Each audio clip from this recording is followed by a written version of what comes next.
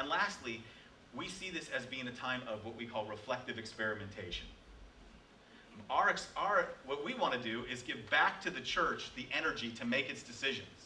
We want to say to the people in the pew and to the elders who are sitting at presbytery meetings, if you think structure is your problem, then let's give you back the authority. If you really think that what's hindering your church from being able to be faithful is in the structure, then come up with a structure that's going to work and a place to do so. So a congregation could join a different presbytery, geographic or provisional. If you saw yourself, if some of those here in Los Ranchos decided that they would rather fit better in Pacific Presbytery, that they have partnerships or history or background or common vision and they want to, then a church could be dismissed to the other presbytery within the larger geographic region.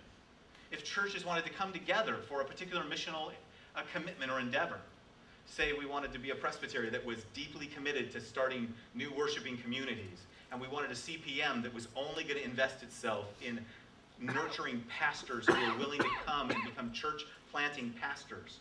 And for a season of time, we wanted that to be our mission together. You can create a presbytery with that missional identity. Geographic presbyteries would be consulted. The big key piece here is that geographic presbyteries would be consulted for the dismissal or for the transfer of property. So what we did is we built in some safety nets. We said that, look, if a church decides it wants to move over, then you can't move over and then leave the denomination. If you really want to move for good missional reasons, well, before you ever leave the denomination, you'd have to get permission from your geographic presbytery as well. Because we're trying to stay in relationship with each other. We're trying to stay connected to each other. We're not trying to create division, but maybe as we're trying to talk about in our presbytery here, gracious affiliation rather than gracious dismissal.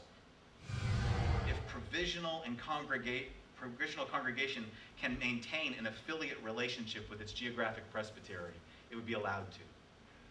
So for example, if you have a church that has a long, deep history of a ministry within your presbytery that you don't want to lose, you could become a member of a different presbytery and keep an affiliate relationship that is blessed and affirmed in your geographic one. Any of you have affiliate members? I've got tons of folks who are in the Marine Corps.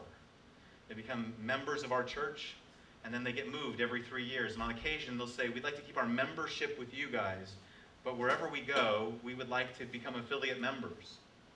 On occasion, these folks go to places and they be asked to become members there and stay affiliate members with us.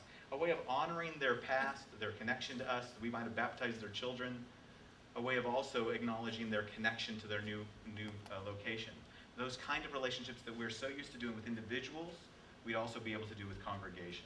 And for us, the key is that these provisions would expire in 2021. If by 2021 we all decided that this was just not an experiment worth doing, then we'd all hit Control, Alt, Delete, we'd reboot. It's not hard. Everybody returns home. But in the meantime, and this is the part that gets us most excited, in the meantime, we stop saying that our problem with discipleship is our structure. We start acknowledging our responsibility, that our churches have to be about discipleship, that our relationships have to be about our covenants, and that our mission is more important than our arguing over the boundary lines of the property or whoever we are.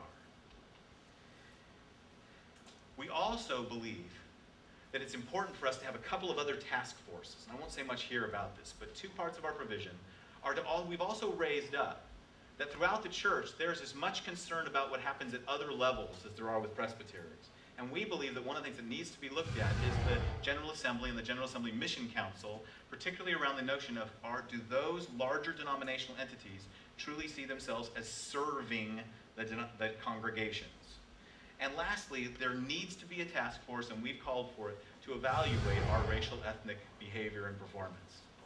That in the changing days, we still believe there's a need for some sensitivity about how in changing boundaries, will there be people who will become marginalized?